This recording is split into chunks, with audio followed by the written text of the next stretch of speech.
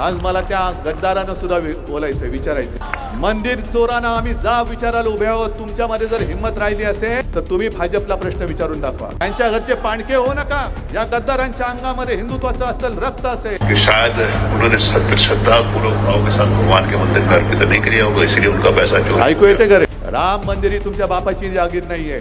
अयोध्येतील राम मंदिरातील कथित चोरी प्रकरणाच्या निषेधार्थ शिवसेना उद्धव बाळासाहेब ठाकरे पक्षप्रमुख उद्धव ठाकरे यांनी नागपुरात रामरक्षा पठण आंदोलन केले. या आंदोलनाला ठाकरे गटाचे कार्यकर्ते आणि पदाधिकारी मोठ्या संख्येने उपस्थित होते. आंदोलन दरम्यान उद्धव ठाकरे यांनी भाषण करताना उत्तर प्रदेशचे विधानसभेचे अध्यक्ष सतीश महाना यांचा एक व्हिडिओ ऐकला. त्यानंतर त्यांनी राम मंदिरातील कथित चोरी प्रकरणावर टीका केली. तसेच राम मंदिर तुमच्या बापाची जहागीर नाही. गद्दारांनो, तुमच्यात हिंमत असेल तर भाजपला प्रश्न विचारून दाखवा, असं म्हणत ठाकरेंनी भाजप, फडणवीस आणि फुटलेल्या खासदार यांना चांगलं सुनावलं. ज्या पद्धतीने हे भाजप सरकार वागतंय, मंदिरं लुटली जात आहेत, विद्यार्थ्यांशी कशा पद्धतीने वागतायत हे तुम्ही बघितलंय. पेपर फुटतायत, पक्ष तर फोडले जात आहेत, पण आता मंदिरातल्या तिजोऱ्या फोडल्या जात आहेत. हेच हिंदू राष्ट्र तुम्हाला अपेक्षित होतं काय? मंदिर वही बनाएंगे, कशाला? बनाने के बाद लुटने के लिए. आम्ही आहोत ते मंदिर लुटारूंच्या विरुद्ध आहोत. फडणवीस साहेबांना सांगायची की आमची चेष्टा टिंगल मस्करी करण्यापेक्षा तुम्ही मंदिर लुटणाऱ्यांच्या बाजूने आहात की राम रक्षा करणाऱ्यांच्या बाजूने आहात ते पहिले स्पष्ट करा. हे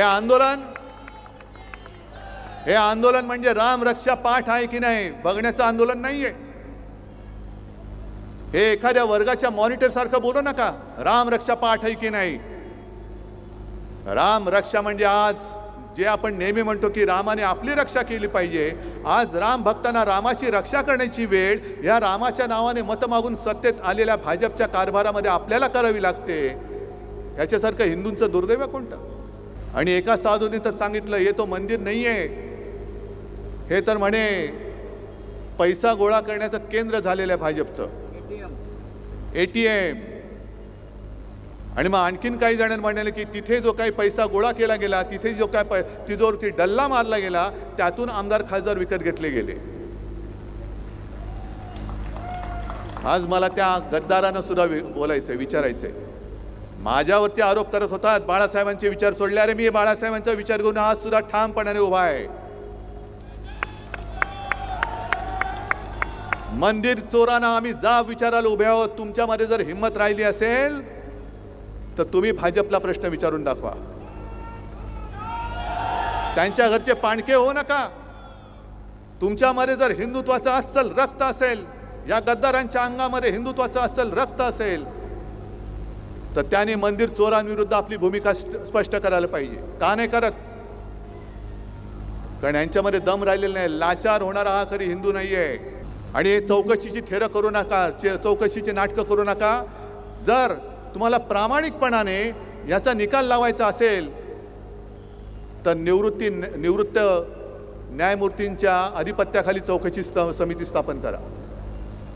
आणि न्यायमूर्ती सुद्धा गोगलगाईसारखे नकोत, तबका आणि आरत्या ओवाळणारे नकोत, तर निस्पृह आणि निष्पक्षपातीपणाने काम करणारे अभय ओकांसारखे निवृत्त न्यायाधीश तिकडे नेमा आणि मग दूध का दूध पाणी का पाणी बघा, कशात काय ते शोधा तुम्ही. पण आम्ही कशावरही प्रश्न विचारायचे नाहीत. काही विचारलं तर हे देशद्रोही ठरवतात. आणि या राम मंदिर चोरीबद्दल यांच्यातलेच एक व्यक्ती आहेत, काय बोलतायत बघा. कि शायद उन्होंने श्रद्धा पूर्वक भाव के साथ भगवान के मंदिर में अर्पित नहीं किया होगा, इसलिए उनका पैसा चोरी. ऐकू येते करे. हमारा पैसा चोरी नहीं हुआ, हमारा पैसा मंदिर में लगा है और मंदिर. थोडक्यात सांगतो तुम्हाला, उत्तर प्रदेशचे हे विधानसभेचे अध्यक्ष आहेत सतीश महाना, आणि ते म्हणतायत की ज्यांनी सच्चे श्रद्धा काय भाव के साथ, म्हणजे श्रद्धेने ज्यांनी पैसे दिलेले नाहीत त्यांचे पैसे चोरीला गेलेत, आमचे पैसे तसेच आहेत. आणि ज्यांचे पैसे चोरीला गेलेत असं वाटत असेल त्यांना माझ्यासारखे करोडो लोक पैसे द्यायला तयार आहेत.